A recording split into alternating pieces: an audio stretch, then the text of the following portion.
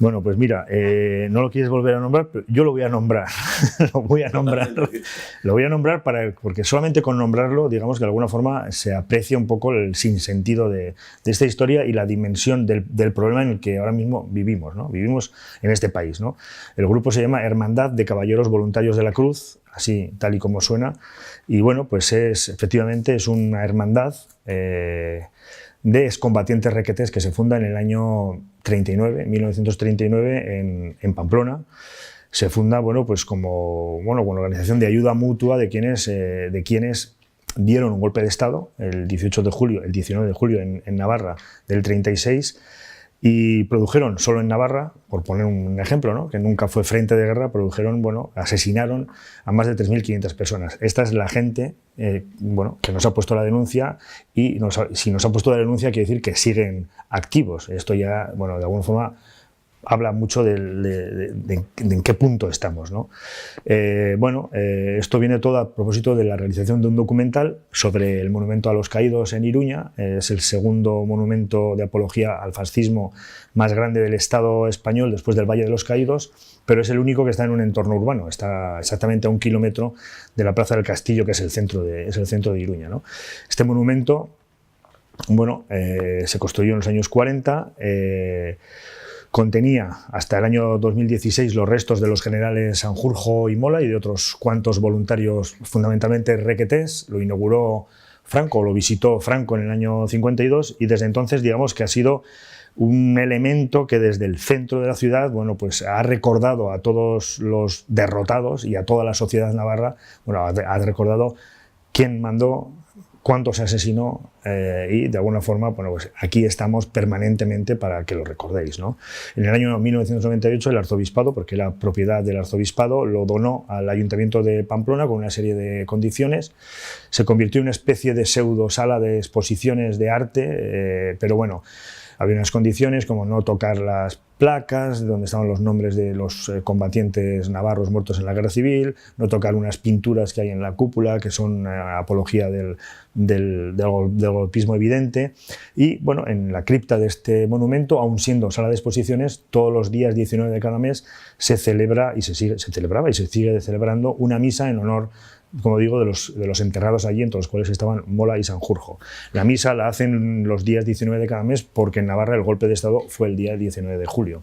Entonces, hay un debate ya desde hace mucho tiempo en la ciudad. Queremos pues poner otra vez el debate sobre la mesa desde un colectivo, nos llamamos SER.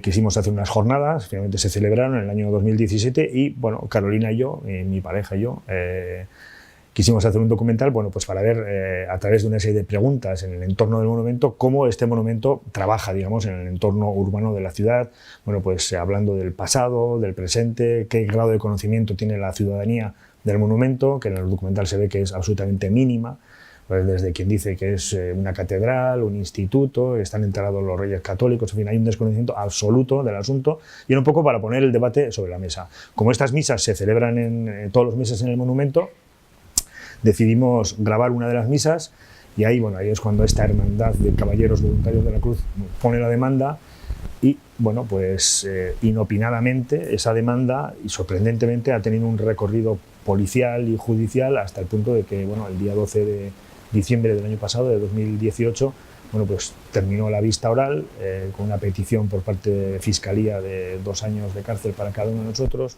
12.000 euros de multa, acusación particular 4 años de cárcel. Entonces es muy decepcionante todo, ¿no? Un poco en el tono del que estamos hablando, es muy decepcionante que por intentar contar, ¿no?, lo del principio, ¿no?, contar lo que pasa a nuestro alrededor y cerca de nosotros, ¿no?, más cerca es imposible, ¿no?, pues haya tantas dificultades y se planteen tantos problemas para lo que simplemente es ejercer una función que es un derecho fundamental, ¿no?, que es contar las cosas, informar y poner preguntas encima de la mesa, ¿no?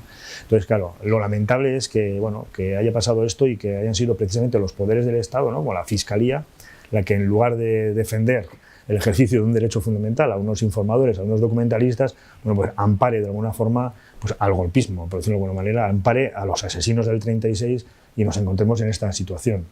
Así que es, un poco con lo que hablamos antes, ¿no?, es como un fracaso, ¿no?, es una decepción para mí como alguien que lo único que quiere es contar y no tener otro tipo de protagonismo, pero sí contar las cosas.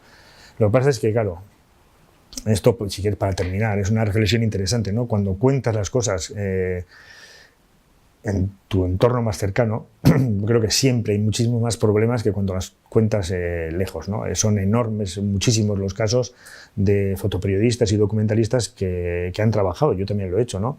En entornos, bueno, lejanos, donde cuando tienes el más mínimo problema siempre puedes acogerte a que eres una agencia internacional, a que no estás suficientemente implicado en el tema, por lo cual nadie te considera un activista, ¿no? Y bueno, sin embargo, cuando trabajas cerca, siempre hay alguien que te va a considerar un activista o demasiado implicado en algo, ¿no? Me ha pasado ahora y me pasó también con la historia del conflicto de Euskal Herria, ¿no? Ahí eres sospechoso, ¿no? Hay ejemplos abundantes, ¿no? No sé, recuerdo un fotógrafo iraquí muy conocido que al final se pasó 2 o 3 años en la cárcel, bueno, pues porque era iraquí y porque la agencia Reuters le dio 2 cámaras, él estaba con la insurgencia en aquel momento, hablamos de hace muchísimos años, y él era capaz de fotografiar pues lo que pasaba allí, ¿no? Incluso fotografiaba los efectos de los bombardeos norteamericanos, hasta que en un momento determinado, bueno, alguien desde los Estados Unidos, o de la parte aliada, digamos, interpretó que no era un fotógrafo, era un activista,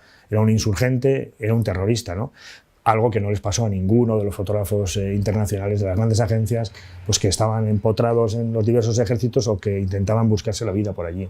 Es un poco el precio que hay que pagar a veces por mirar cerca, pero bueno, yo creo que es un precio que, bueno, es gajes del oficio al final.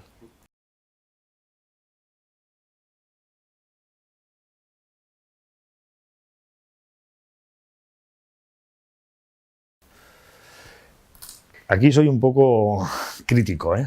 Si quieres, se Sí, habla. no, me da igual hablar porque estamos hablando y es que me da igual. Cuando tuve la historia del Guggenheim, tuve apoyo, tuve ciertos apoyos y tuve como procesos, digamos, de investigación, ¿no? de abrir un expediente informativo, ¿no? A ver qué pasa con esta persona. Y ahí tuve un sabor agridulce.